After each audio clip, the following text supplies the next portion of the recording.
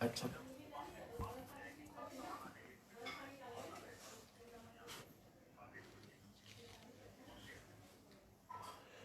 अच्छा, ये ऊपर लाइव तो दिखा रहा है, लेकिन आपको दिख रहा है कहीं?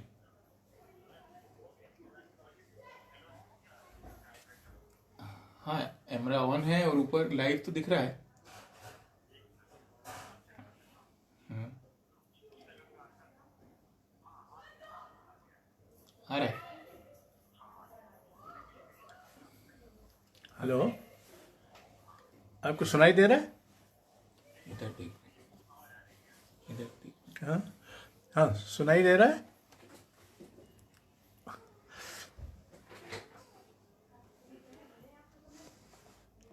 हेलो, क्या हुआ? नीचे ना दिख रहा है। सुनाई दे रहा है कि नहीं, उनको पता नहीं। ये हाँ, अर्पण जी, सुनाई दे रहा है वहाँ? ठीक ठीक है। ठीक। तो आप बताइएगा, तब शुरू करते हैं। कॉल बंद कर दी। नहीं, तुम शुरू कर दो, हाँ? हो गया टाइम।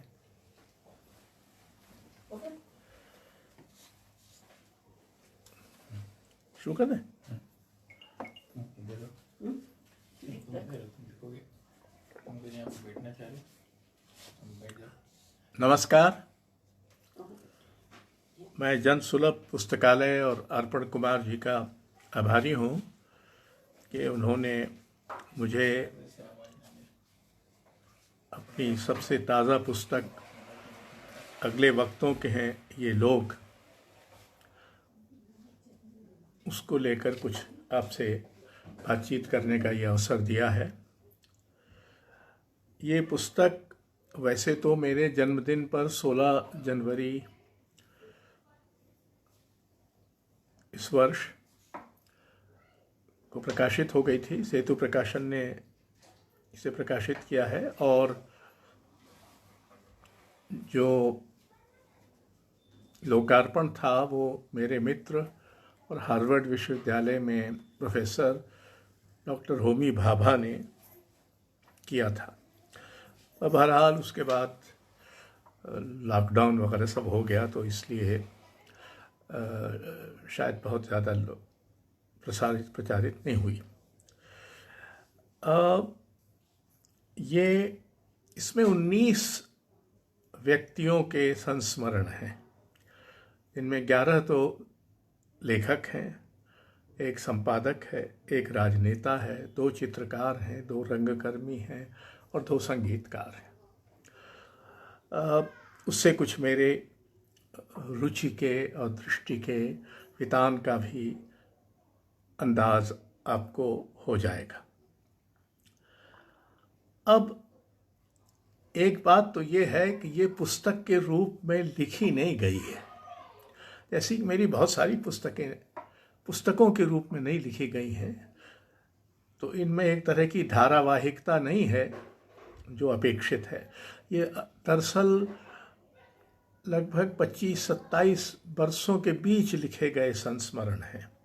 पहला संस्मरण संभवतः 1992-93 में लिखा गया था और उसके बाद 2019 में 3-4।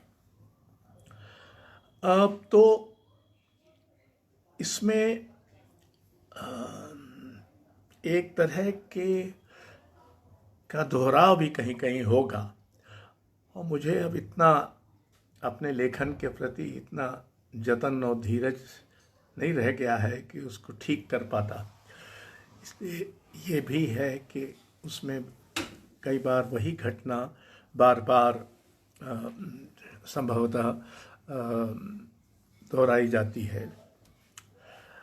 तीसरी बात यह है कि इसमें कम से कम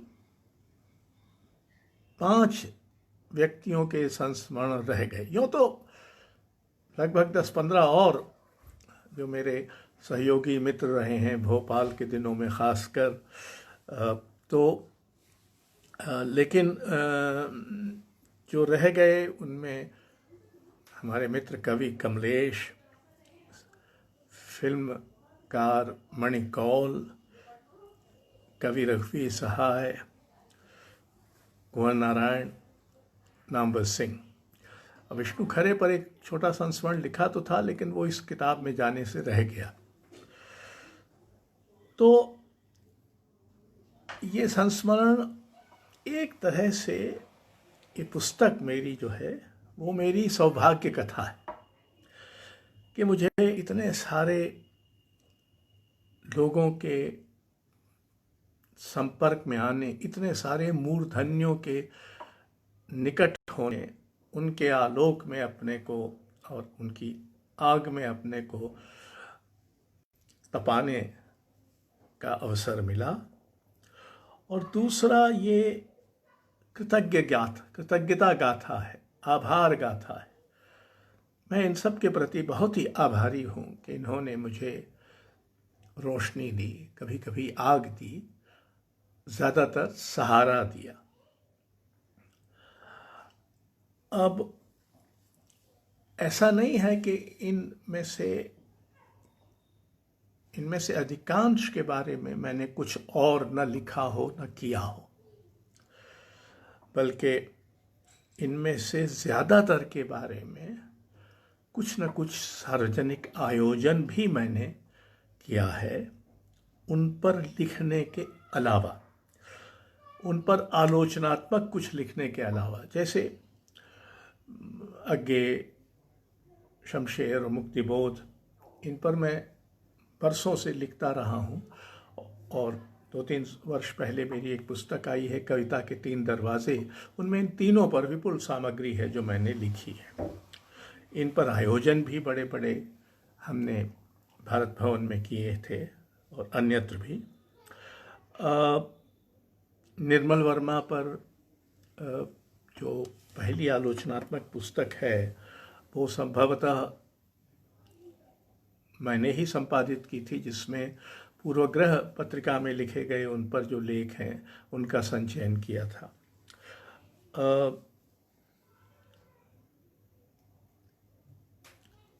सैयद हैदर रज़ा पर मैंने एक पूरी पुस्तक अंग्रेज़ी में लिखी, ए लाइफ इन आर्ट। उनके साथ मिलकर एक पुस्तक लिखी, आत्मा का ताप। कुमार गंधर्व पर एक निबंध संग्रह मैंने संपादित किया और फिर उन पर एक पूरी पुस्तक बहुरी अकेला लिखी। तो शमशेर प्रसंग, मुक्तिबोध प्रसंग, कुमार गंधर्व प्रसंग, मल्लिकार्जुन मंसूर प्रसंग इत्यादि अनेक आयोजन किए। स्वामीनाथन और कारण तो मेरे वरिष्ठ सहयोगी थे भारत भवन में, उसकी परिकल्पना में, उसके संचालन में, उसकी उपलब्धि में। और अगर आप में से कुछ को याद हो तो मेरे पहले कविता संग्रह शहर हब्बी सब भावना में ही मकबूल फिदा हुसैन के एक चित्र पर एक कविता है, अली अकबर खां के सरोद वादन पर एक कविता है, खजुराहो पर एक कविता है, और शमशेर जी के सद्य प्रकाशित पहले कविता संग्रह कुछ कविताएं पर भी एक कविता है। तो आपको इस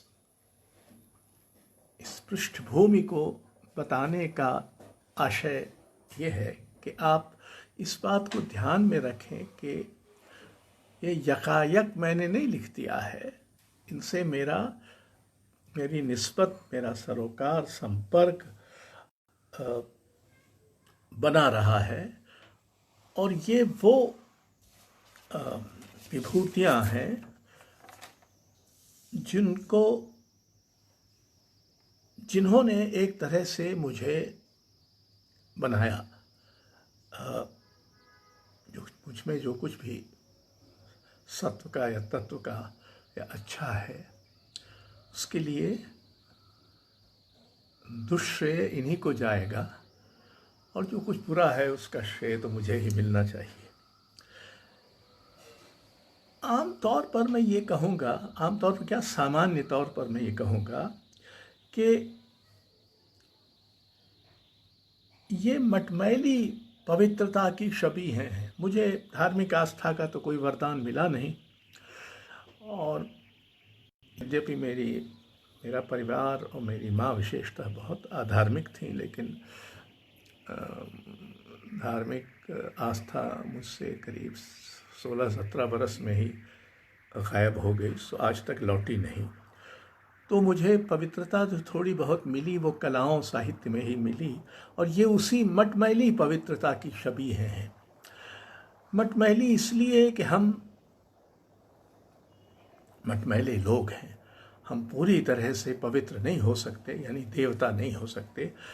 हम मिट्टी के माधो होने और देवता होने के बीच कहीं भटकते हुए प्राणी हैं। इनमें से अधिकांश सभी इस मटमैली पवित्रता की शबीह हैं।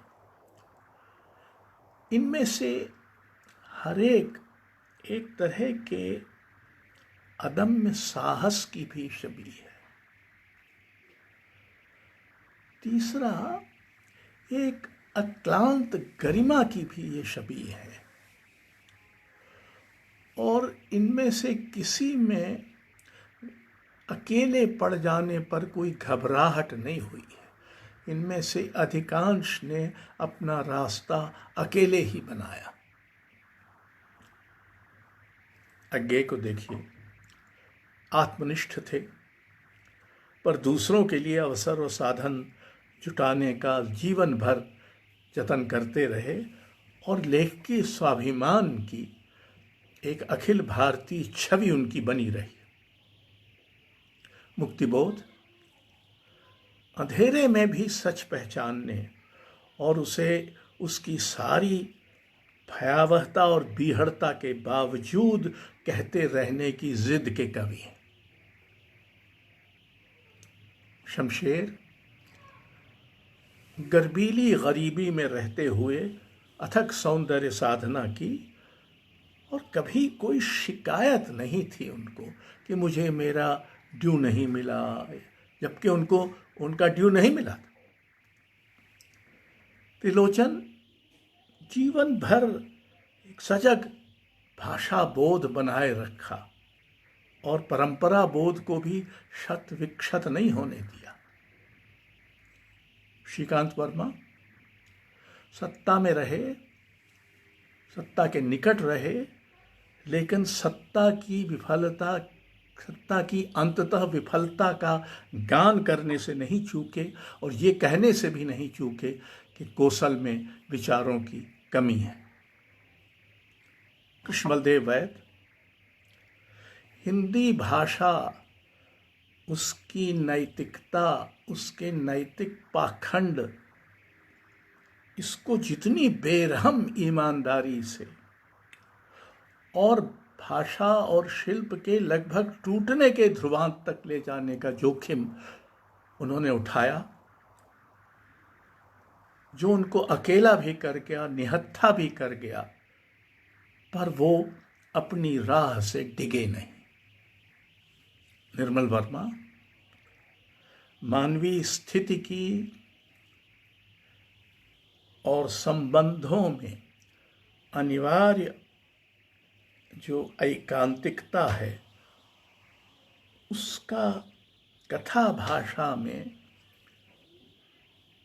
अन्वेषण करने और उसको संप्रेषणीय बनाने का जतन करते रहे।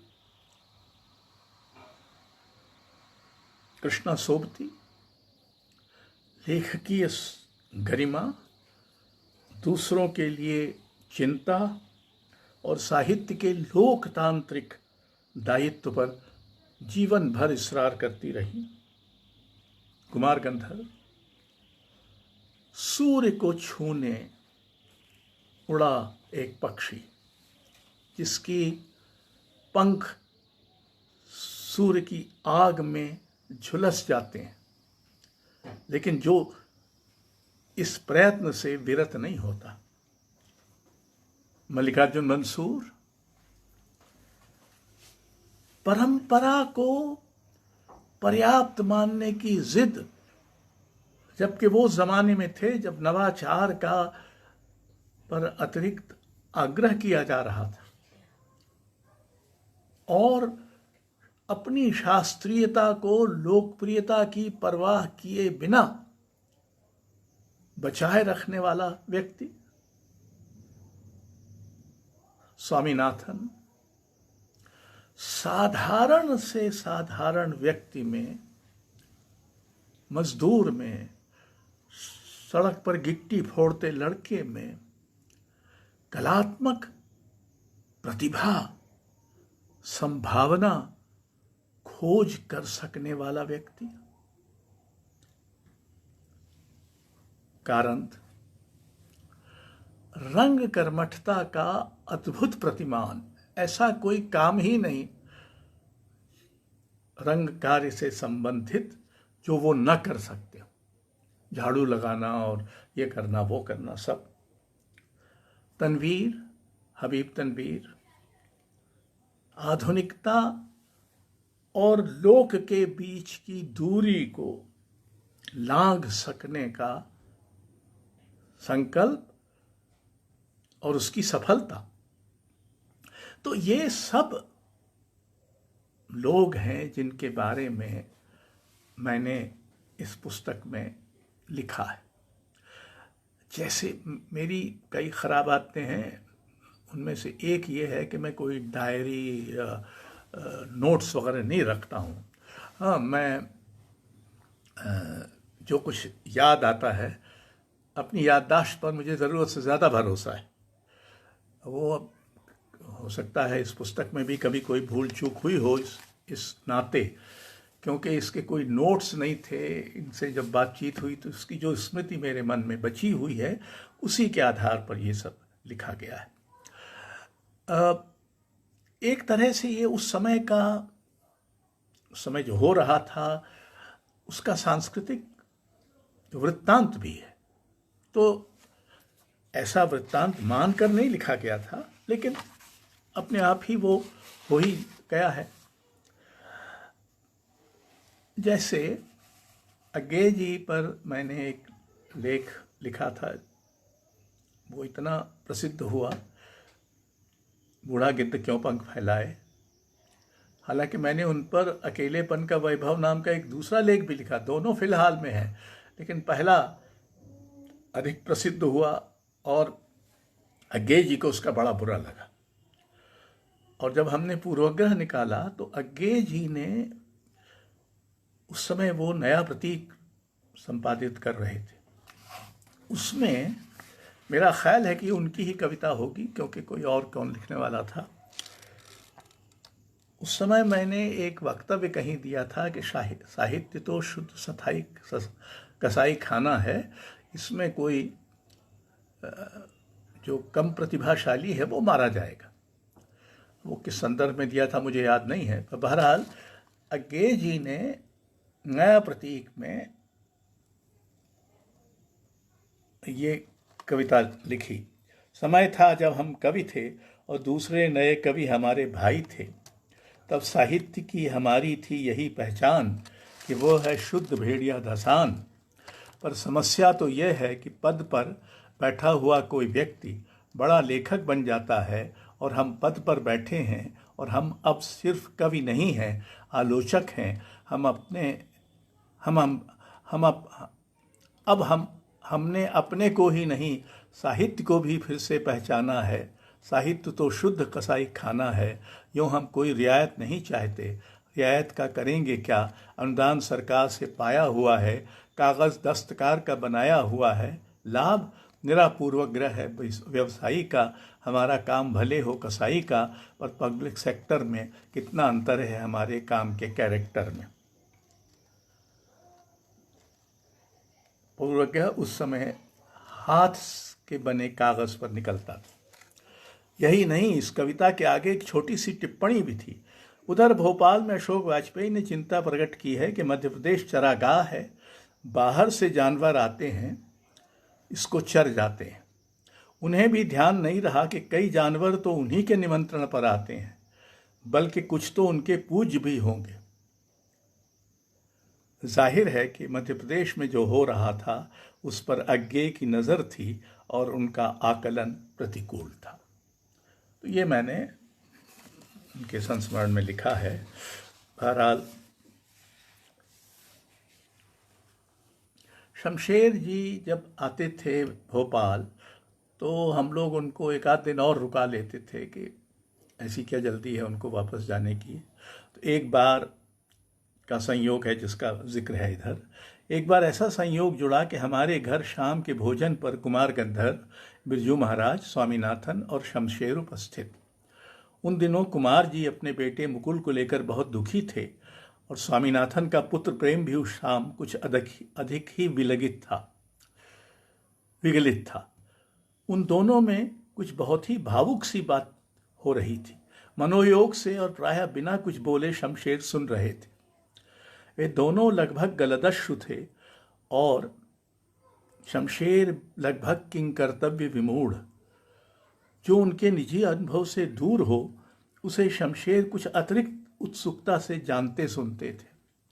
माहौल कुछ भारी सा होने को था। तभी भोजन लग गया और शमशेर उस सांसद से बाहर निकल आए। हालांकि वे उसमें तकरीबन जानबूझकर ही उलझ गए थे। मुझसे धीरे से बोले, कलाकारों के पारिवारिक दुख जानना भी मार्मिक होता है, यानी के पल के, और हमेशा की तरह वो वाक्य अधूरा रह गया। आपको जिन लोगों ने कभी शमशेर जी को देखा होगा वो बल्कि शायद इस तरह के अधूरे अधूरे वाक्य बोलते थे। त्रिलोचन जी भोपाल आए और एक बार बुरहानपुर में एक नवरात्रि व्याख्यान माला होती है और उसमें बहुत सारे लोग सुनने आते हैं और बहुत सारे लोगों को बुलाते थे। वो 8-10 दिन चलती थी, वो दशहरे के आसपास होती थी। तो उसके जो आयोजक थे एक बार मेरे पास आए कि हम चाहते हैं कि कोई तुलसीदास पर बोलने। तो हमने कहा, अरे त्रिलोचन जी तुलसीदास के मर्मज्ञ हैं। और तो उन्होंने सब प्रबंध किया तुलसीदास पर बोलने। त्रिलोचन जी कार से भोपाल से गए बुरहानपुर, वहाँ भाषण दे के लौटे। लौटने पर मैंने पूछा कि ठीक ठाक रहा क्या? बहुत अच्छा रहा और बहुत अच्छे लोग हैं ये वो। अगले वर्ष वो व्यक्ति जो आयोजक था वो फिर प्रकट हुआ। उसने कहा कि मैंने आपसे पिछली बार कहा था कि तुलसीदास पर किसी विशेषज्ञ को बताइए, तो मेरी वो मांग अभी पूरी नहीं हुई। अरे तो मैंने कहा पिछली बार तो त्रिलोचन जी गए थे। बोले हाँ, उन्होंने शुरुआत तो तुलसीदास से की, लेकिन एक चौपाई में भाषा शब्द आ गया तो उसके बाद वो 1 घंटे तक भाषा पर ही बोलते रहे। तो त्रिलोचन जी विषयांतर के आचार्य थे। जो दिया हुआ विषय है उससे वो कब बहक कर दूसरी तरफ चले जाएं और उस पर पूरा एक अधीत व्याख्यान दे दें, ये कहा नहीं जा सकता था। मुक्तिबोध के प्रसंग तो बहुत मार्मिक भी हैं और किसी हद तक उनको एक तरह का प्रोसिक्यूशन कॉम्प्लेक्स था कि उन पर नज़र रखी जा रही, और ये अकारण नहीं था। उन पर नज़र रखी गई थी। उनको आकाशवाणी में उनका जो नौकरी थी वो ख़त्म कर दी गई थी, यानी उसका करारनामा फिर से नया नहीं किया गया था, क्योंकि उनके ख़िलाफ़ ये पुलिस रिपोर्ट रही होगी, खुफिया रिपोर्ट, कि वो साम्यवादी हैं, साम्यवादी विचारधारा से उनका संबंध है। मैं एक बार जब उनसे मिलने गया था राजनांदगांव, तो उस शाम हम कह लगे कि एक जगह बड़े अच्छे समोसे बनते हैं, वहाँ चलते हैं। तो हम लोग गए वहाँ। शाम गहरी हो चली और कुछ अंधेरा भी घिर आया, तो मुक्तिबोध ने प्रस्ताव दिया कि हम लोग शहर जाकर उनके प्रिय रेस्तरां में चाय पिएं, जिसकी तब तक उन्हें खासी तलब हो आई थी। उन्हें बार बार तलब होती थी चाय की और बीड़ी की। जब हम उस जगह पहुँचे तो चाय के अलावा वहाँ बन रहे ताज़े समोसे भी खिलाने का लोभ संवरण वे नहीं कर सके। एक मेज़ पर बैठे हम चाय की चुस्कियाँ ले रहे थे तो मुक्तिबोध ने दूर की एक मेज़ पर बैठे व्यक्ति की ओर इशारा कर मुझे बताया कि वो खुफिया पुलिस का आदमी है और उन पर बराबर नज़र रखता है। ये भी कि उसकी आज की रिपोर्ट में मेरा नाम भी दर्ज हो जाएगा। फिर बोले, पर पार्टनर, कोई खतरे की बात नहीं है, निम्न वर्ग का है, अपने ही साथ रहेगा आखिरकार।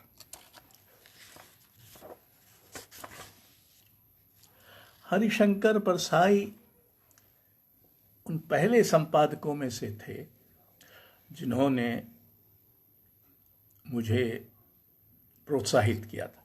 मेरी उम्र कोई 16-17 बरस की रही होगी और वसुधा निकाल रहे थे वो जबलपुर से।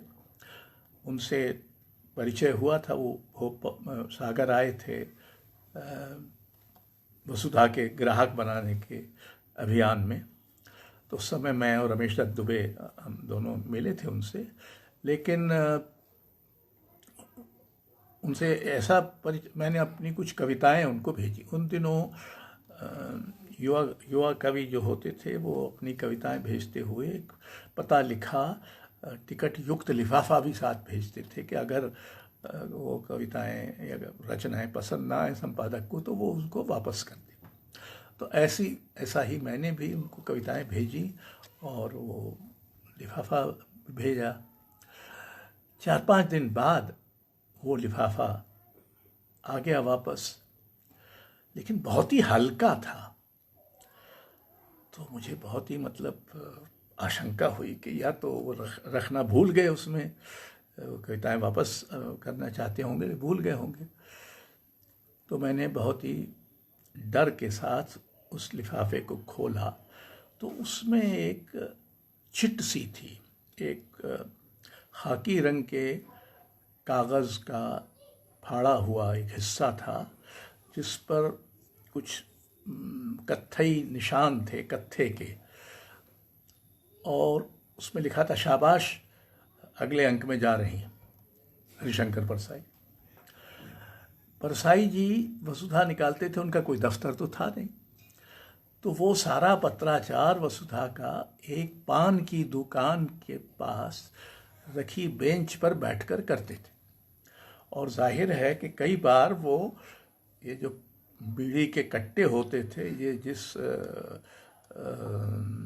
कागज़ में बंध के आते थे, वो उसमें से एक फाड़ के चिट्ठी।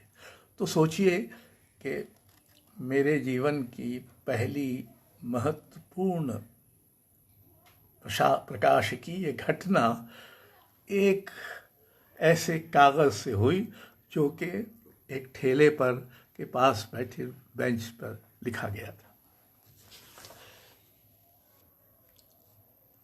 कृष्णा सोपती, आप जानते हैं कि कृष्णा सोपती ने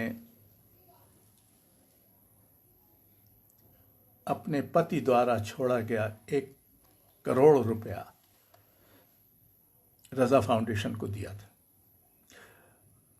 मैंने उनसे बहुत कहा कि आप विचार कर लीजिए उचित है कि नहीं या वगैरह वगैरह, लेकिन वो मानी नहीं और उन्होंने किया।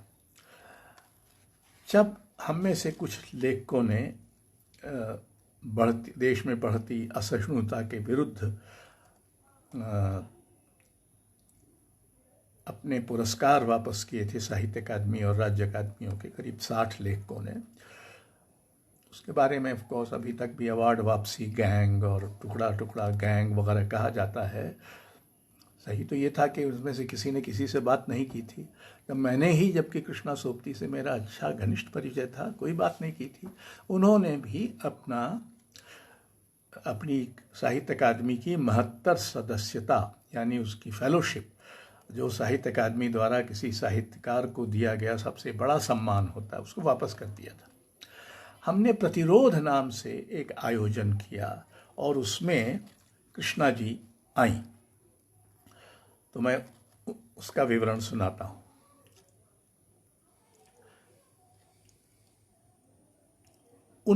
उन्होंने साहित्य अकादमी की 72 सदस्यता वापस कर दी, जो कि अकादमी के किसी लेखक के लिए सर्वोच्च सम्मान के रूप में बहुमान्य है।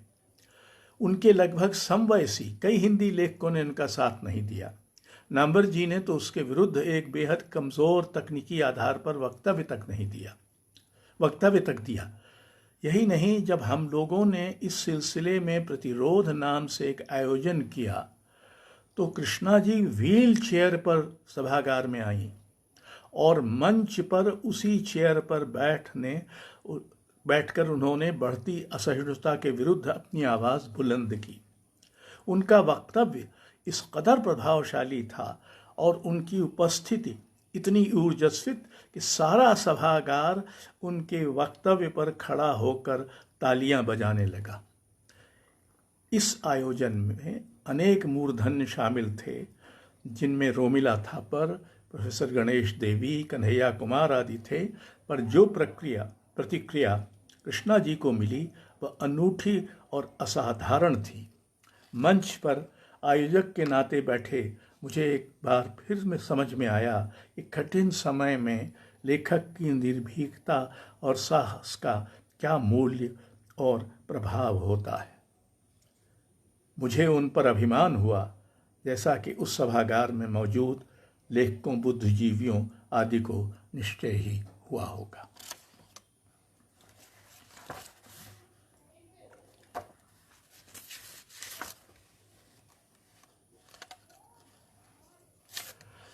कृष्णमल देव वैद, दुर्भाग्य से उनका कुछ महीने पहले ही। वैद साहब का साहित्य मनुष्य से अपने बारे में सख्त ईमानदारी और सीधी सच्ची पारदर्शिता की तवक्को रखता है। उन्हें ऐसा लगता है कि साहित्य का काम हमारे अंधेरों को छुपाना नहीं, बल्कि इन्हीं अंधेरों से रूबरी होकर उनमें रोशनी की तलाश करना है। वैद साहब के यहाँ रोशनी अधिक नहीं है, उजास है, धुंधलका है और झुटपुटा है। निजी जिंदगी की उनकी जिंदा दिली उनके गद्य में है। कई बार वो हंसमुख गद्य है, पर वे किसी रोशनी का भरोसा नहीं दिलाते। वे एक ऐसे समय के गाथाकार हैं जहाँ अपने अंधेरों को पहचानना ही शायद मुमकिन रोशनी है। रूमी ने सदियों पहले कहा था, अंधेरा तुम्हारी कंदील है। छद्म आशावादिता से ग्रस्त हिंदी की साहित्यिक मानसिकता जाहिर है ऐसे परम नकार को बर्दाश्त नहीं कर सकती। और बात है कि बेहतर की उम्मीद में वो अक्सर बदतर की सच्चाई से मुंह मोड़ लेती है। अगर साहित्य का असली काम प्रश्न पूछना है, उत्तर देना नहीं, तो ये काम वैद साहब के यहाँ लगातार बखूबी होता रहा। नकार को उसके चरम तक ले जाना आसान बात नहीं है। उसमें गहरे कलात्मक जोखिम होते हैं। ऐसे जोखिम बिना डरे या सकुचाए वैद कथा ने उठाए हैं। वे अतिरेक के साथ साथ नकार के भी अनूठे शिल्पी हैं।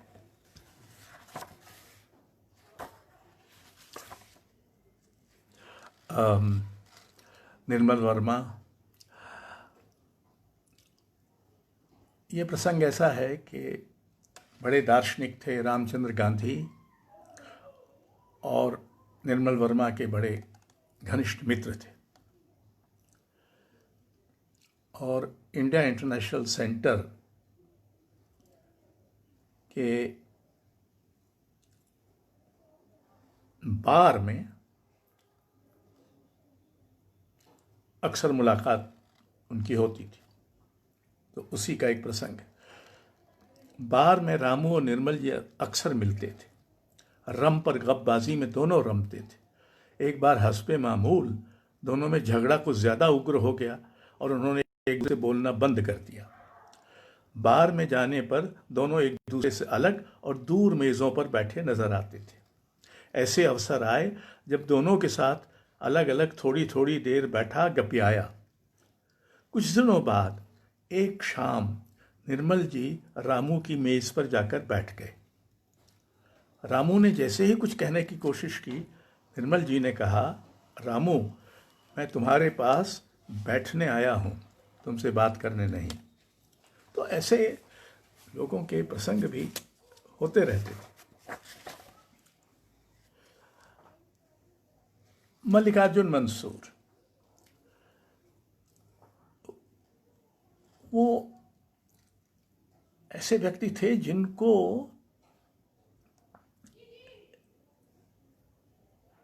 रत्ती भर इसकी परवाह नहीं थी कि उनको मान्यता 60 बरस की उम्र बीत जाने पर मिली। उन्होंने अपने गाने की ढब नहीं बदली, कोई चमत्कार करने की कोशिश नहीं की, कोई बाल झटकना, ये करना वो करना, ये कुछ नहीं किया। वो अपने संगीत पर अटल रहे और वो संगीत ही उनका घर था। एक बार फूला देशपांडे ने उनके बारे में कहा था कि ये कहना बेकार है कि मंसूर जी का ये घर यहाँ है, ये पता है। वो तो सुबह ललित और तोड़ी में रहते हैं, फिर दोपहर को सारंग में चले जाते हैं, फिर शाम को छायानट में और ये वगैरह वगैरह। तो संगीत से इतना एकाकार कोई और व्यक्ति हो नहीं सकता जितना मंसूर हुए थे। तो एक बार वो भोपाल आए, उनका गाना था, मैं उनको लेने हवाई अड्डे गया और लाया उनको। अब मैं जब चलने लगा छोड़कर उनको होटल के कमरे में, उनका तो आपको जल्दी तो नहीं है? उनका नहीं बैठे। हुआ ये था कि उनके परिवार में एक कोई बड़ी दुर्घटना हुई थी और उनकी बेटी को अपने पति से तलाक लेने के लिए कानूनी कार्रवाई करनी पड़ी थी। तो इसको लेकर वो उसका विस्तार में मुझे बताते रहे, मैं सुनता रहा, वो रोते भी रहे। अब लगभग 2-2.5 घंटे तक उनका ये विलाप चला। अब मैं बड़ा घबराया हुआ कि 6:30 बजे उनका गाना है और इस समय उनकी ये हालत है। बहरहाल 6 बजे मैंने उनसे कहा कि पंडित जी मैं रश्मि को लेके आता हूँ, आप जब तक तैयार हो जाइए। कहा हाँ हाँ ठीक है।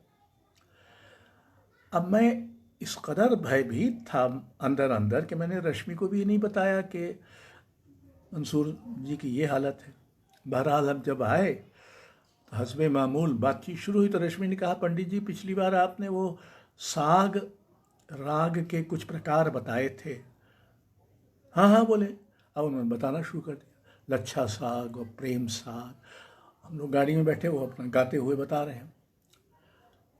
अब जब हमारी गाड़ी पहुंची भारत भवन के दरवाजे पर, तो उसका दरवाज़ा इसलिए नहीं खुला क्योंकि मंसूर जी साग का आखिरी प्रकार बता रहे थे।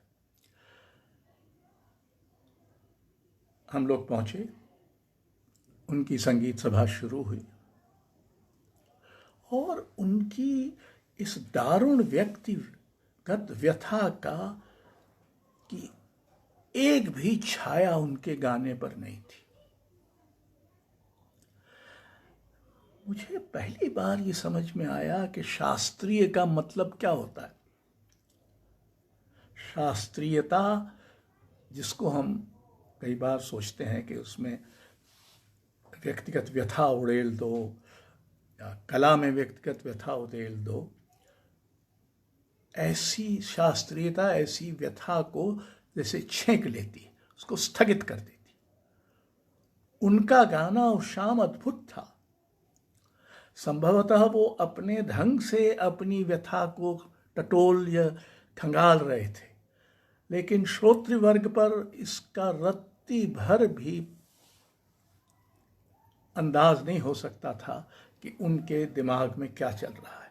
शास्त्रीयता में एक ये लगभग निर्मम लेकिन स्वायत्तता है जो किसी तरह का निजी कारणों से समझौता करने की मोहलत नहीं देती। ये मुझे उस शाम समझ में आया।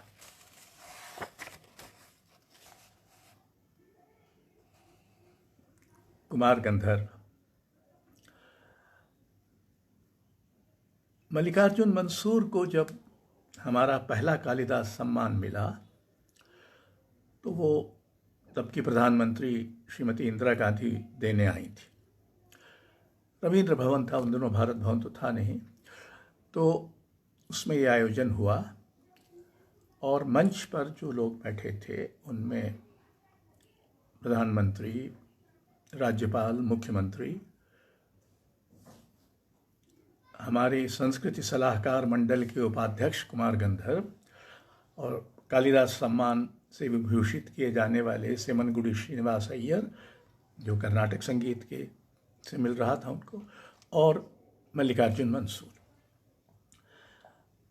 अब हुआ ये कि पता नहीं कैसे इंदिरा जी कुमार जी को संभवतः भीमसेन जोशी समझ बैठी, तो उन्होंने अपने संबोधन में आदरणीय जोशी जी कह दिया। अब इससे जाहिर है कुमार जी को नाराजगी हुई होगी। अब मैं संयोजक था, मैं तो पीछे बैठा था, तो जब मुझे कृतज्ञता ज्ञापन करने का अवसर आया तो मैंने सबके पूरे पूरे नाम लिए ताकि इंदिरा जी के दिमाग में ये बात आ जाए कि ये भीमसेन जोशी नहीं, कुमार गंधर्व है। बहरहाल उसके बाद दोनों का छोटा छोटा गाना था, वो हुआ। जब हम लोग मंच से उतर कर नीचे सभागार में बैठने आए तो कुमार जी थोड़ा रुसियाने दूर चले जाकर बैठ गए। बहरहाल गाना हुआ। उसके बाद जब इंदिरा जी चलने लगी तो आधी दूर आई और उनको ख्याल आया कि उनसे भूल हो गई है, तो वो पलटी और कुमार जी के पास जाकर बोली, नमस्कार कुमार जी। तो वो जो छोटी सी भूल उनसे हो गई थी वो सुधर गई।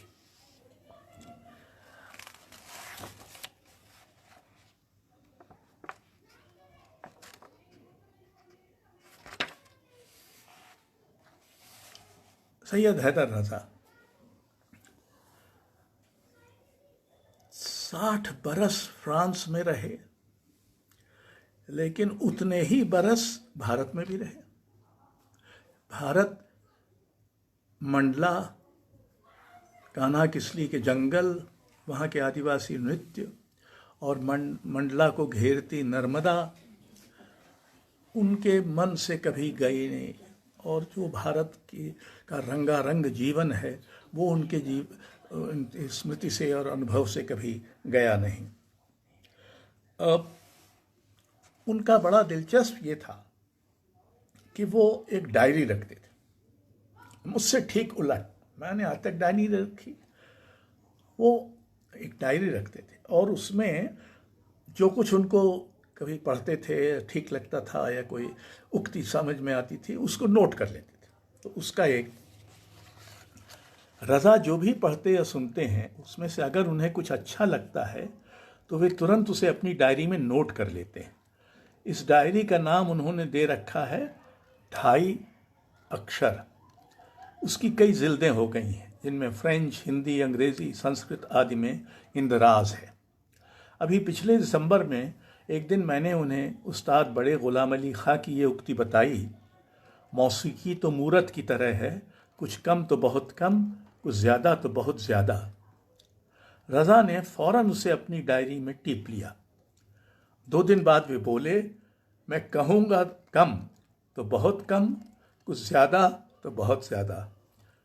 उसी में पॉल वैलेरी की उक्ति दर्ज है कि मनुष्य जाति का क्या होता अगर वह ऐसे कुछ की देखभाल में न होती जो कि नहीं है। हिंदी के दर्जनों कवितांश भी इस डायरी में रज़ा ने अपनी सुंदर लिपि में उतार रखे हैं, जिनमें केदारनाथ सिंह, प्रभात त्रिपाठी, मलयज इत्यादि शामिल हैं।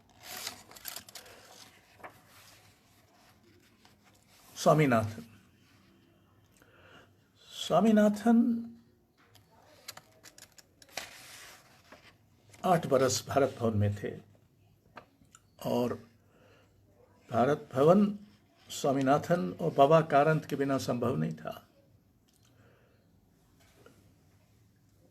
उसकी जो कीर्ति बनी, उसका जो वितान बना, उसकी जो दृष्टि विकसित हुई, उस सब को सबसे पहले सोचने, उसको रूपायित करने में इन लोगों की बड़ी निर्णायक भूमिका थी। उनके बारे में एक अंश है। लोक और आदिवासी कलाकृतियों के संग्रह के दौरान कई बेहद दिलचस्प संयोग हुए। सबसे दूरगामी सिद्ध हुआ जनगढ़ श्याम की खोज। स्वामी जी जीप में पाटनगढ़ जा रहे थे, जहां कभी विख्यात नृतत्व शास्त्री वेरेर एल्विन अपनी यायावरी के दौरान रहे थे। रास्ते में उन्हें एक लड़का सड़क पर गिट्टी तोड़ते मिला। उन्होंने उससे पाटनगढ़ का रास्ता पूछा। वो वहीं का था, तो उसे दिन की मजदूरी देने का भरोसा दिलाकर स्वामी ने उसे अपनी जीप में बैठा लिया। उससे बातचीत में पता चला कि वो गौड़ प्रधान संप्रदाय से है और उनका पारंपरिक काम गौड़ों की वंशावली गाकर प्रस्तुत करने का है, पर वे अपने घरों में उनकी कच्ची दीवारों पर चित्रकारी भी करते हैं। गांव पहुंचकर स्वामी जी ने यह चित्रकारी देखी तो वे चकित हुए। उन्होंने उस लड़के से भोपाल चलकर ऐसी चित्रकारी कागज पर करने का आग्रह किया। जनगढ़ मान गया और एक भोपाल आ गया। यहाँ उसे भारत भवन में काम मिल गया और एक गायक चित्रकार बनना शुरू हो गया। बाद में उसकी शैली इतनी परिमार्जित और चित्ताकर्षक सिद्ध हुई कि उसे जनगढ़ कलम नाम से अभिहित किया गया। इस समय जनगढ़ की दुखद मृत्यु के कई दशकों बाद 50 से अधिक गौड़ प्रधान चित्रकार हैं। हम में से कई ने एक संस्था में पहली बार पारंपरिक संगीत और उसकी संपदा को चित्रकला और उसकी संपदा में कायाकल्पित होते देखा। मिट्टी भाई और भूरी भाई भी ऐसी ही स्वामी की खोज थी। मिट्टी भाई बिलासपुर के किसी दूर दराज के गांव में थी और मिट्टी में ही काम करने के कारण उनका नाम मिट्टी बाई पड़ गया था। स्वामी उन्हें भी भोपाल लाए। वे अपने गांव से पहली बार कहीं बाहर आई थीं और पहली बार रेलगाड़ी में चढ़ी थी। भोपाल में उन्हें मिट्टी में ही चित्र बनाने का काम दिया गया, तो कला परिषद की दीर्घा में। तो एक बार स्वामी ने मिट्टी बाई से पूछा कि भाई तुमको कुछ देखने की और कुछ, कहा हाँ एक तो सनीमा देखना है। तो खैर उनको सनीमा दिखाया गया और एक हवाई जहाज देखना। मिट्टी भाई और हवाई जहाज, बहरहाल चूंकि मुख्यमंत्री का एक छोटा सा हवाई जहाज होता है, हर मुख्यमंत्री का होता है, तो मैंने अर्जुन सिंह जी से कहा कि वो मिट्टी बाई आई हैं, उनको दिखाना है। कहले दिखा दीजिए, क्या फ़र्क पड़ता है। बहरहाल मिट्टी बाई ने वो उनको ले गए हम, तो उन्होंने हवाई जहाज देखा। उन दिनों वो एक चित्र बना रही थी जिसमें पहले उन्होंने 2 घोड़े बनाए, फिर 2 ऊँट बनाए, 2 हाथी बनाए, और उनके बीच यकायक वो हवाई जहाज देखने के बाद उन्होंने एक छिपकली जैसा लगता हवाई जहाज बना दिया।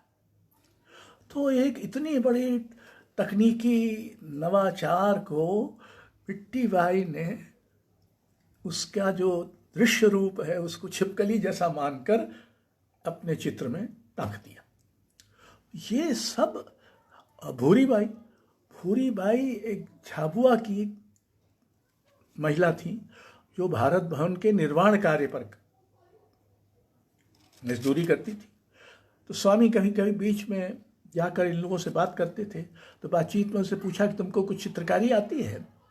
हाँ हम तो बनाते।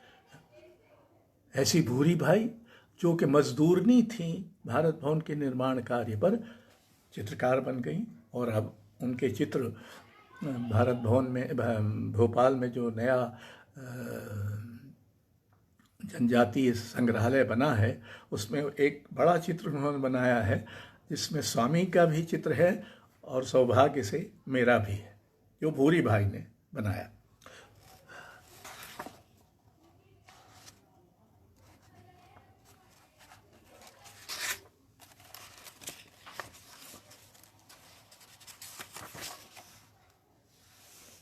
हबीब तनवीर हबीब तनवीर,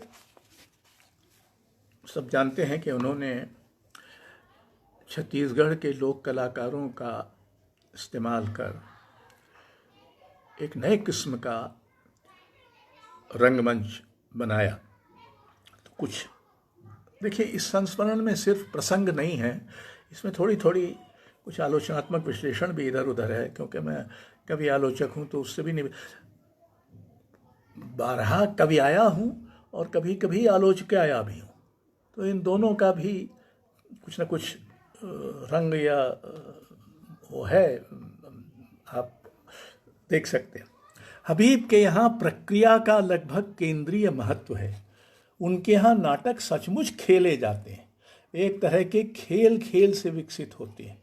यह आकस्मिक नहीं है कि उनके नाटकों को देखते हुए हमेशा लगता था कि हम लीला देख रहे हैं। लीला में जो आनंद आता है वह हबीब के नाटकों का विशेष और अनिवार्य पक्ष था। वे एक अर्थ में अचूक उत्सव धर्मी और लीलामय थे। वे आनंददायी और प्रश्नवाचक एक साथ थे। हबीब तनवीर अपने रंग कार्य में अपनी सारी वैचारिक प्रतिबद्धता और निष्ठा के बावजूद जीवन का उत्सव मनाते थे। चरणदास चोर, आगरा बाजार और मिट्टी की गाड़ी, अगर 3 उदाहरण ही ले जाएं तो सभी प्रश्नवाचक हैं, पर तीनों में ही प्रबल सक्रिय उत्सव लीला भाव है। वो अक्सर कहते थे, इसे देखने में मज़ा ना आए वो रंगमंच क्या। ये रुख भी उस आधुनिकता का प्रतिपक्ष था जो संशय और प्रश्न तो उठाती थी, लेकिन जिसका माहौल हताशा और अलगाव का था। हालांकि हबीब तनवीर के रंगमंच को अपने सार में शास्त्रीय कहना कुछ चौंकाने वाली बात लग सकती है, वह इस अर्थ में निश्चय ही शास्त्रीय था कि वह मनुष्य के चरम प्रश्नों को उठाने के अलावा ये भी बार बार व्यक्त करता था कि ये प्रश्न मनुष्य के सुख दुख और विडंबनाएं आदि हर समय में उठते और वहीं रहते हैं। बाबा कारंत, वो उन्होंने मध्य प्रदेश रंग मंडल स्थापित किया, एक अनूठा प्रयोग रंग प्रशिक्षण में भी और रंग प्रस्तुति में भी। पर उनका एक तरह से आप देखें कि ये अनपेक्षित या कम से कम अप्रत्याशित साम्य है।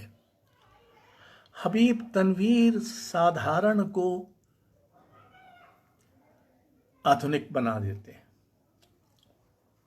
कुमार गंधर्व मालवा के लोक संगीत को शास्त्रीय संगीत के धरातल पर ले आते हैं। स्वामीनाथन बिल्कुल साधारण मजदूरों में असाधारण कलात्मक प्रतिभा और संभावना खोज पाते हैं। हबीब तनवीर फिर साधारण किसान लोक कलाकारों में आधुनिकता का ऐसा प्रतिपादन करने में इस्तेमाल कर सकते हैं। और कारंत किसी भी चीज से संगीत पैदा कर सकते थे। इसका एक उदाहरण यह है, साधारण से विशेष करने की कारंत की प्रतिभा उनके रंग संगीत में भी स्पष्ट देखी बल्कि सुनी जा सकती थी। वे बातचीत से लेकर अस्फुट गुनगुनाहट तक, सरगम के बोलों से लेकर अनेक अज्ञात ध्वनियों की संगतियों और विन्यास से ऐसा संगीत रच देते थे कि आश्चर्य होता था। ये संगीत पैदा करने के लिए कारंत कई बार वाद्य यंत्रों के अलावा बर्तनों, लकड़ी के टुकड़ों, घंटियों आदि का इस्तेमाल करते थे।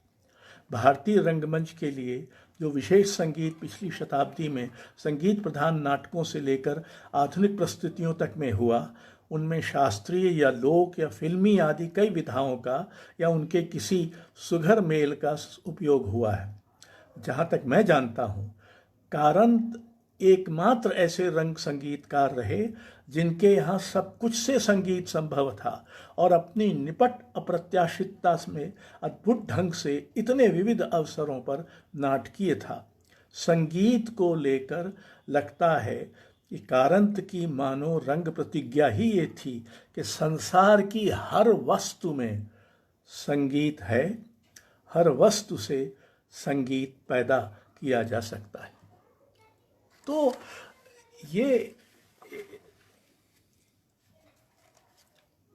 इसमें एक संस्मरण, बाकी सब तो उन लोगों का है जो अपने अपने कला क्षेत्रों में महान थे और मूर्धन्य थे। एक संस्मरण एक राजनेता का है, अर्जुन सिंह का, क्योंकि बहुत सारा जो उस समय भोपाल में संभव हुआ वो उनके प्रोत्साहन और संरक्षण के कारण ही हुआ। तो इसका एक या दो उदाहरण मैं देना चाहता हूँ। एक तो ये हुआ कि भोपाल में जब खासकर भारत भवन बन गया, उसके पहले भी जो स्थानीय मीडिया था वो हमारे विरुद्ध था और लगातार विश्वमन करता था। उसका कारण एक तो ये था कि इन अखबारों में काम करने वाले बहुत सारे पत्रकार अपने को साहित्यकार मानते थे। वो थे नहीं, भले उनके उपनाम इत्यादि थे, कुछ गीत लिखते थे। तो वो लगातार कुछ ना कुछ, एक दो अखबार थे, एक नई दुनिया और देशबंधु, जो अधिक सम्यक दृष्टि रखते थे, पर बाकी सारे अखबार हमारे खिलाफ हो गए। और जब भारत भवन बन गया और उसकी इतनी कीर्ति हो गई तो और खिलाफ हो गए। तो वो लगातार हर दिन कुछ ना कुछ होता था, कुछ ना कुछ। एक तो भारत भवन सक्रिय बहुत था, लगभग 200 शामों को साल में कुछ ना कुछ होता रहता था। तो हुआ एक बार कि अर्जुन सिंह मुख्यमंत्री थे, वो कहीं विदेश गए और 10 दिन बाद लौटे। तो वो लौट आए हैं, इसका पता चल जाता था कि भाई मुख्यमंत्री लौट आए हैं सचिवालय में। रात को उनका मुझे फ़ोन आया। वो अक्सर मुझे या तो सुबह 6:30 बजे या रात को 10:30 बजे करीब फ़ोन करते थे। फ़ोन आया तो उनका कि वाजपेयी साहब आजकल कुछ संस्कृति विभाग कुछ कर नहीं रहा। तो मैंने कहा नहीं। तो मैंने मतलब फ़ौरन एक सूची बताना शुरू की कि हमने पिछले 10 दिनों में क्या क्या किया है। क्या कहा, नहीं, मैं तो इसलिए कह रहा था कि चूँकि मैं अभी ये प्रेस क्लिपिंग्स देख रहा था, इसमें कहीं आपकी और संस्कृति विभाग की निंदा नहीं छपी है, तो मैंने सोचा कि क्या इन दिनों आपने कुछ किया नहीं। तो ये एक वो था। अब दूसरा क्या हुआ, हरिशंकर परसाई को जबलपुर विश्वविद्यालय ने डीलिट की मानद उपाधि दी। जब ये उपाधि उनको दी गई, उस समय तक मैं शिक्षा विभाग में नहीं था। उस समय मैं कृषि विभाग में था, कृषि और सहकारिता विभाग में था। वहाँ के जो कुलपति थे वो एक रिटायर्ड IAS अधिकारी थे। तो जब मैं कृषि विभाग में था तो एक बार वो मुझसे मिलने आए और उन्होंने मुझसे पूछा कि ये हरिशंकर परसाई नाम के कोई लेखक हैं, इनके बारे में तुम्हारी क्या राय है, तुम जानते हो इनको? कहा अच्छे बड़े लेखक हैं और मध्य प्रदेश के बहुत। कहले क्या इनको डीलिट की उपाधि देना ठीक होगा? हमने कहा हाँ बिल्कुल। बहरहाल ये प्रस्ताव वहाँ की कार्य परिषद ने मंजूर करके कुलाधिपति को भेज दिया। कुलाधिपति एक कर्नाटक के पुनाचा करके थे। तो मुझे फ़ोन आया वहाँ से, राजभवन से, कि मैं तो मतलब विशेष सचिव था कृषि और सहकारिता विभाग में, कि राज्यपाल आपसे कुछ बात करना चाहते हैं। तो मैंने पूछा कि भाई किस बारे में? तो उन्होंने कहा कि वो जबलपुर विश्वविद्यालय का कोई प्रस्ताव है उस पर। तो मैंने उनसे कहा कि नहीं, मैं तो अब शिक्षा विभाग में नहीं हूँ, तो इसलिए कहा नहीं वो तो उनको भी पता है कि नहीं है आप, पर उन्होंने कहा कि वो विशेषज्ञ हैं, उन्हीं को बुलाओ। बहरहाल मैं गया और उन्होंने मुझसे पूछा कि क्या आपकी राय में परसाई। मैंने कहा मेरी राय में तो ठीक है। तो बहरहाल ये हो गया। अब उन दिनों जबलपुर में मध्य प्रदेश के पूर्व मुख्यमंत्री द्वारका प्रसाद मिश्र रहते थे और अर्जुन सिंह पहली बार राज्य मंत्री द्वारका प्रसाद मिश्र के मंत्रिमंडल में ही बने थे और उनको द्वारका प्रसाद मिश्र का चाणक्य नीति में शिष्य भी माना जाता था। तो द्वारका प्रसाद मिश्र ने एक चिट्ठी अर्जुन सिंह को लिखी जिसमें ये लिखा कि आपके यहाँ एक साम्यवादी अशोक वाजपेयी है जो सचिव हैं और उन्होंने हरिशंकर परसाई नामक दूसरे साम्यवादी को डीलिट दिलवा दी है जब उनसे अधिक वरिष्ठ और अधिक प्रतिभाशाली रामेश्वर शुक्ल अंचल इसके सुपात्र थे। तो ये चिट्ठी अर्जुन सिंह के निजी सचिव मेरे पास लेकर आए और उन्होंने कहा कि साहब ने कहा है कि वाजपेयी साहब को दे दो। तो मैं चिट्ठी लेकर गया कि ये सफाई देने लगा। मैंने कहा आप सफाई क्यों दे रहे हैं, इसमें कुछ करना नहीं है तो आप देख लीजिए बस। मैंने उनको कहा कि आप जान तो लीजिए कि क्या हुआ था। कि अच्छा बता दीजिए, हालांकि मुझे कोई ज़रूरत तो नहीं लगती। मैंने कहा कि ये ऐसा ऐसा हुआ था, ये सही है कि मुझसे सलाह ली गई थी लेकिन मेरी ओर से कोई पहल इसमें नहीं थी। मैंने सिर्फ जो पहल वहाँ हो रही थी उसकी अपनी समझ के हिसाब से पुष्टि की। तो ये आसान नहीं था। आखिरी एक और प्रसंग मैं बताता हूँ। खजुराहो नृत्य समारोह हम ने शुरू किया था तो उसमें जो कलाकार अगले वर्ष भाग लेंगे एक विशेषज्ञों की समिति होती थी जो उसको तय कर देती थी। फिर वो मुख्यमंत्री के पास भी अनुमोदन के लिए जाता था क्योंकि मुख्यमंत्री ही संस्कृति मंत्री होते थे। हमने इसरार किया था कि आप ही रहिए नहीं तो गड़बड़ हो जाएगा। तो बहरहाल एक बार हमारे मुख्य सचिव वहाँ बैठे थे और मैं फाइल लेके गया। कह रहे तो काहे की फाइल है? हमने वो खजुराहो नृत्य समारोह की है। तो कहने लाइए कहाँ दस्तखत करना है? हमने कहा देख तो लीजिए। तो अर्जुन सिंह ने कहा देखना क्या है, आपने मेरी कोई सिफारिश तो मानी नहीं होगी। तो इस पर हमारे जो मुख्य सचिव थे RN चोपड़ा साहब, उन्होंने कहा अरे अशोक तो मुख्यमंत्री की सिफारिश नहीं मानते? तो अर्जुन सिंह ने अपने चश्मे के ऊपर से जब वो उनको विनोद करना होता था तो उन्होंने कहा कि आपको ये आज पता चला, ये पिछले 15 साल से कभी इन्होंने मेरी सिफारिश नहीं मानी। तो ये एक परिसर था जिसमें मैंने अपना ज़्यादातर कार्य जीवन बिताया और ये सीखा कि अपनी दृष्टि को समावेशी तो बनाए रखना चाहिए, दूसरों की सुनना चाहिए। अब तो हम एक ऐसे समय में आ गए हैं ना कि हमारा हर दूसरा खतरा है। हम तो अब लाचार हैं कि हम हर दूसरे से दूरी बनाएं। उम्मीद है कि ये कुछ समय टल जाएगा और फिर हम फिर पुरानी सामुदायिकता और दूसरों के साथ अपने, दूसरों के बिना हमारी ज़िंदगी है क्या?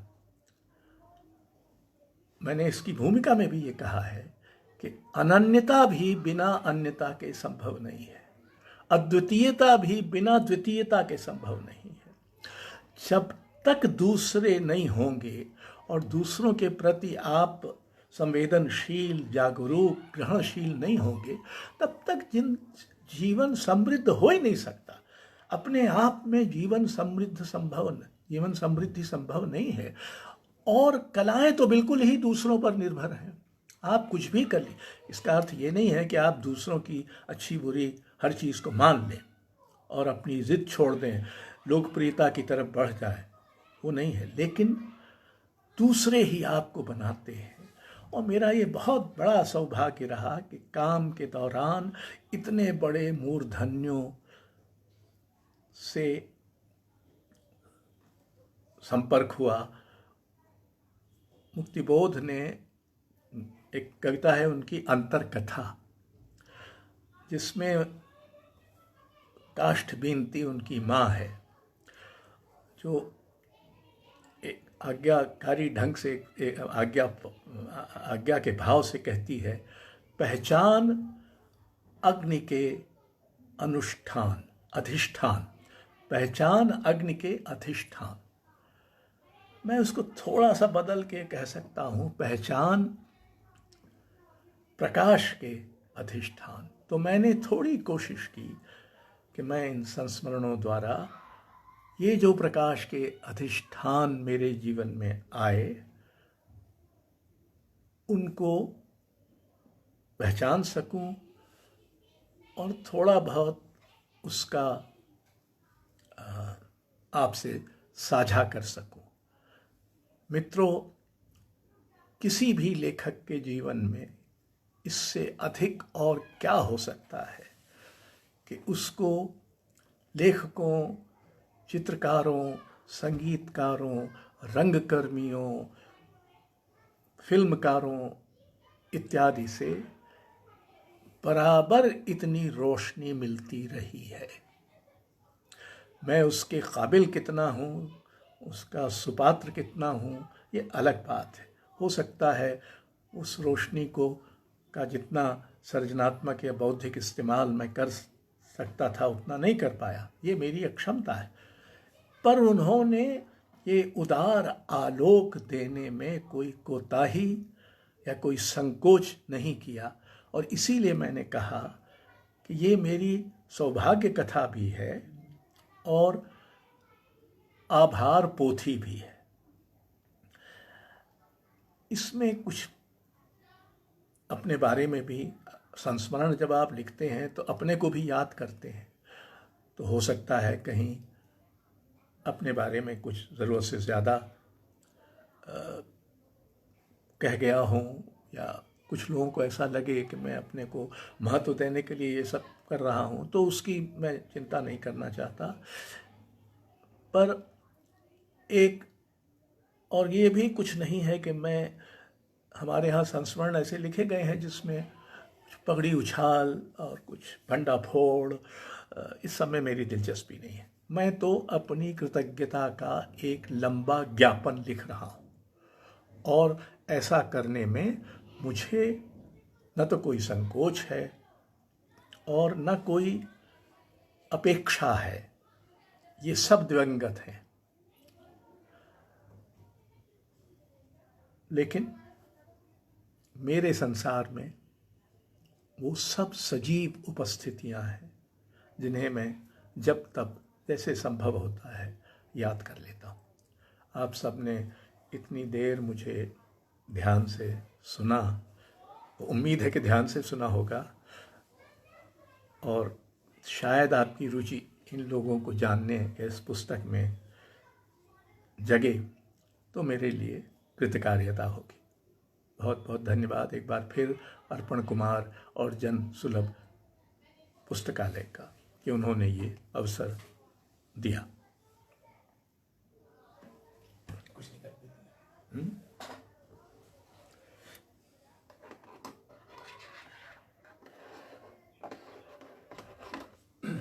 इसमें केवल फिनिश दिख रहा है। हाँ, फिनिश कर दें। और उसके बाद अच्छा ठीक है, तो फिनिश दबा दो।